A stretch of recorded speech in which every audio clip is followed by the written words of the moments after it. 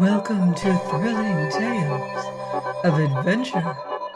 I'm Waddell, reading The Runaway Skyscraper by Mary Leinster, Part 3. We've got to fight starvation and we've got to beat it, Arthur continued doggedly. I'm telling you this right at the outset because I want you to begin right at the beginning and pitch in to help. We have very little food and a lot of us to eat it. First, I want some volunteers to help with the rationing. Next, I want every ounce of food in this place put under guard where it can be served to those who need it most. Who will help out with this?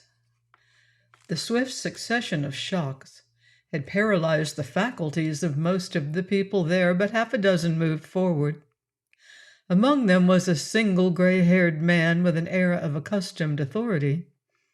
Arthur recognized him as the president of the bank on the ground floor.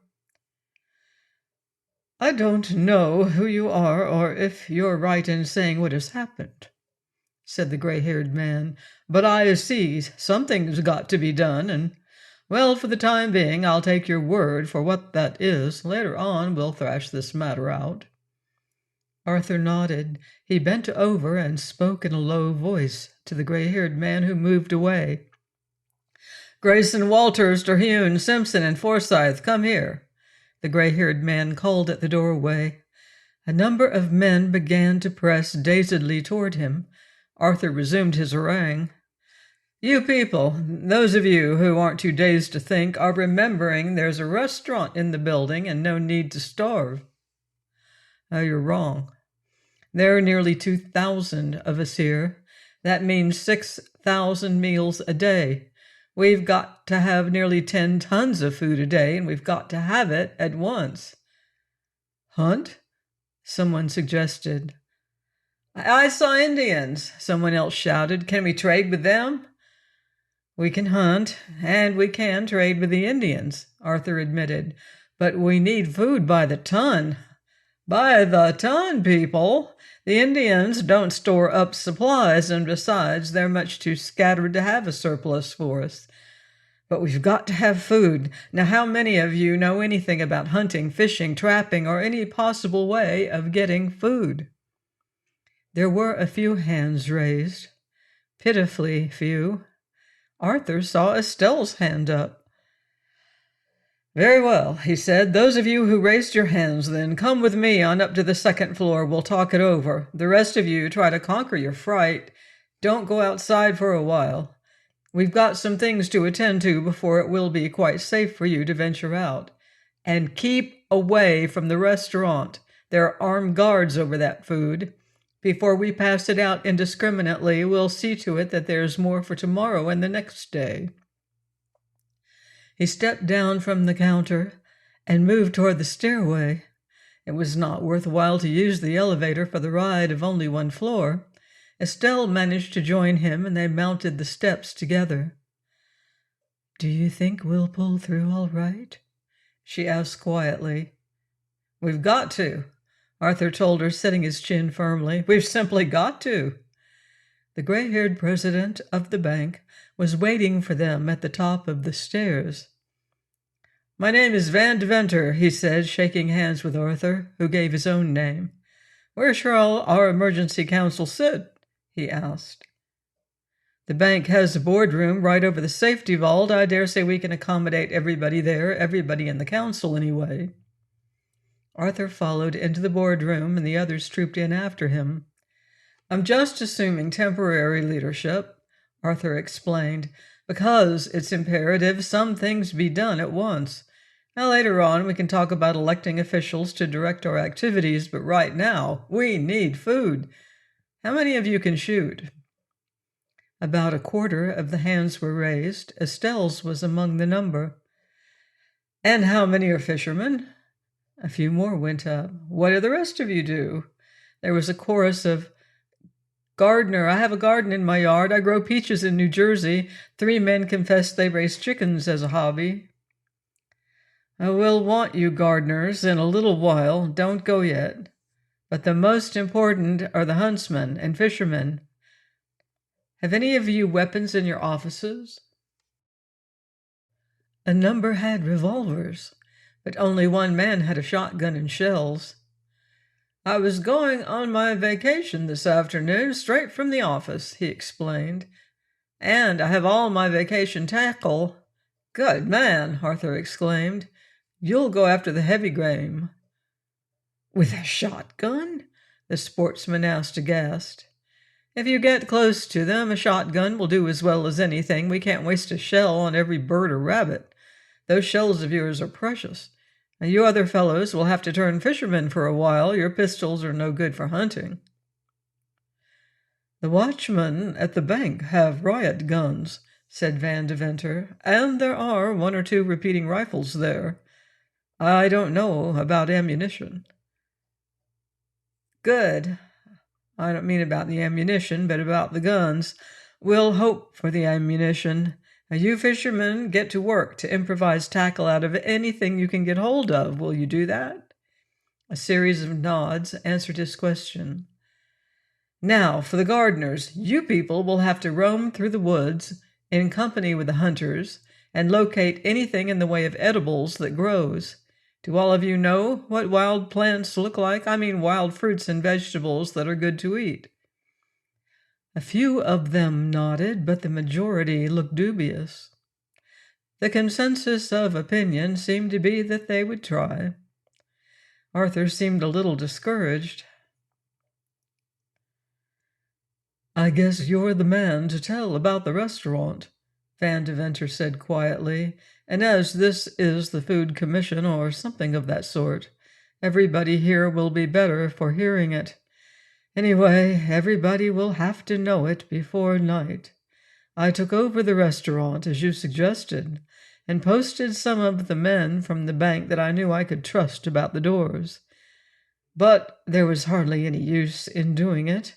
The restaurant stocks up in the afternoon, as most of its business is in the morning and at noon. It only carries a day's stock of foodstuffs, and the cataclysm, or whatever it was, came at 3 o'clock. There's practically nothing in the place. We couldn't make sandwiches for half the women that are caught with us, let alone the men. Everybody will go hungry tonight.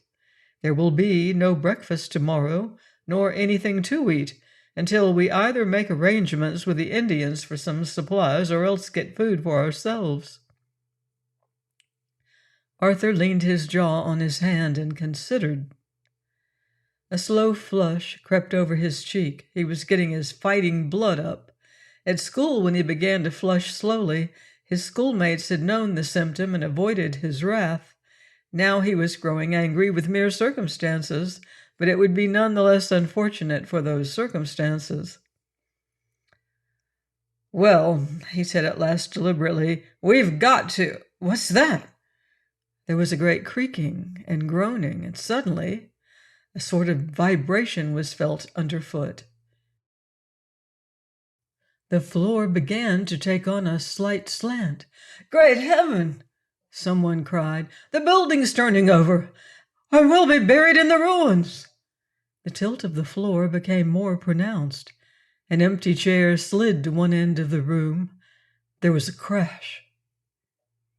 Arthur woke to find someone tugging at his shoulders, trying to drag him from beneath the heavy table, which had wedged itself across his feet and pinned him fast, while a flying chair had struck him on the head and knocked him unconscious. "Oh, come and help!" Estelle's voice was calling deliberately. "Somebody, come and help! He's caught in here!" She was sobbing in a combination of panic and some unknown emotion. "Help me! Please!" she gasped. Then her voice broke despondently, but she never ceased to tug ineffectually at Chamberlain, trying to drag him out of the mass of wreckage. Arthur moved a little dazedly. "Are you alive?" she called anxiously. "Are you alive? Hurry! Oh, hurry! And wriggle out! The building's falling to pieces!" "I'm all right," Arthur said weakly. "You get out before it all comes down." "I won't leave you," she declared. "Where are you caught? Are you badly hurt? Hurry, please, hurry." Arthur stirred but could not loosen his feet. He half rolled over, and the table moved as if it had been precariously balanced, and slid heavily to one side. With Estelle still tugging at him, he managed to get his feet on the slanting floor and stared about him. Arthur continued to stare about. "No danger," he said weakly. "Just the floor of the one room gave way, the aftermath of the rock flaw." He made his way across the splintered flooring and piled up chairs. "We're on top of the safe deposit vault," he said. "That's why we didn't fall all the way to the floor below." "I wonder how we're going to get down." Estelle followed him, still frightened for fear of the building falling upon them. Some of the long floorboards stretched over the edge of the vault and rested on a tall bronze grating that protected the approach to the massive strong box. Arthur tested them with his foot. "They seem to be pretty solid," he said tentatively. His strength was coming back to him every moment. He had been no more than stunned. He walked out on the planking to the bronze grating and turned. "If you don't get dizzy, you might come on," he said. "We can swing down the grill here to the floor."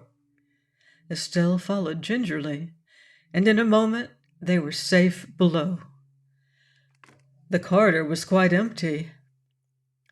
"When the crash came," Estelle explained, her voice shaking with a reaction from her fear of a moment ago, "everyone thought the building was coming to pieces and ran out. I'm afraid they've all run away." "They'll be back in a little while," Arthur said quietly. They went along the big marble corridor to the same western door out of which they had first gone to see the Indian village. As they emerged into the sunlight, they met a few of the people who had already recovered from their panic and were returning. A crowd of respectable size gathered in a few moments, all still pale and shaken, but coming back into the building which was their refuge. Arthur leaned wearily against the cold stone. It seemed to vibrate under his touch. He turned quickly to Estelle. "Feel this," he exclaimed. She did so. "I've been wondering what that rumble was," she said. "I've been hearing it ever since we landed here, but didn't understand where it came from." "You hear a rumble?" Arthur asked, puzzled. "I can't hear anything."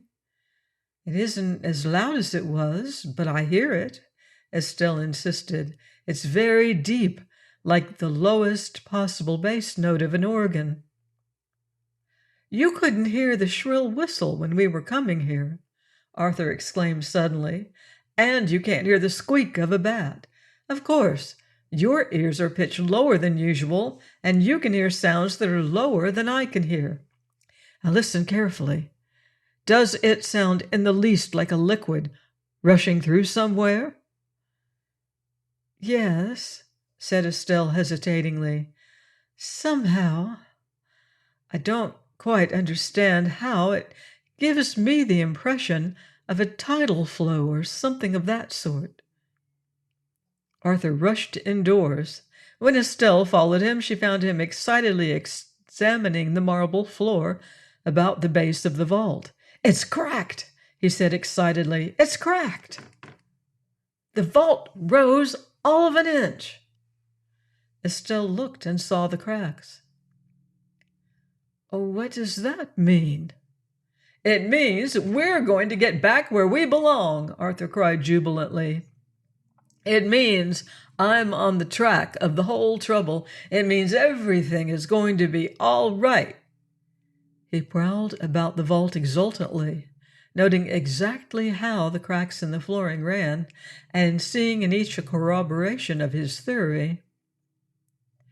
"I'll have to make some inspections in the cellar," he went on happily, "but I'm nearly sure I'm on the right track and can figure out a corrective." "How soon can we hope to start back?" asked Estelle eagerly. Arthur hesitated. Then a great deal of the excitement ebbed from his face, leaving it rather worried and stern. "It may be a month, or 2 months, or a year," he answered gravely. I don't know. If the first thing I try will work, it won't be long. If we have to experiment, I daren't guess how long we may be, but, his chin set firmly, we're going to get back. Estelle looked at him speculatively.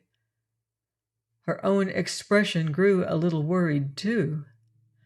But in a month, she said dubiously, there's hardly any hope of our finding food for 2,000 people for a month, is there? We've got to, Arthur declared. We can't hope to get that much food from the Indians. It will be days before they'll dare to come back to their village. If they ever come, it will be weeks before we can hope to have them earnestly at work to feed us. And that's leaving aside the question of how well we'll communicate with them and how we'll manage to trade with them. Frankly, I think everybody is going to have to draw his belt tight before we get through, if we do. Some of us will get along, anyway. Estelle's eyes opened wide as the meaning of his last sentence penetrated her mind. You mean that all of us won't? I'm going to take care of you, Arthur said gravely, but there are liable to be lively doings around here when people begin to realize they're really in a tight fix for food. I'm going to get Van Deventer to help me organize a police band to enforce martial law. We mustn't have any disorder, that's certain, and I don't trust a city-bred man in a pinch unless I know him. He stooped and picked up a revolver from the floor, left there by one of the bank watchmen when he fled, in the belief that the building was falling. Please join me next time for another exciting chapter of The Runaway Skyscraper by Murray Leinster, here on Astounding Stories of Space and Time. In the meantime, watch the skies.